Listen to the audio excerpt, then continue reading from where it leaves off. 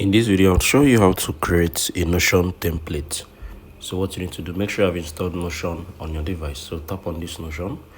So this is it. So scroll down, you'd see browse templates. So tap on it. So there are different mobile friendly templates here. So what you need to do, you need to just pick one. So let me see, I want to pick this simple to-do list. I'm going to tap on it. Then it's going to open up. Get. So I currently have this template, but if I go back, you see quick notes, tap on it.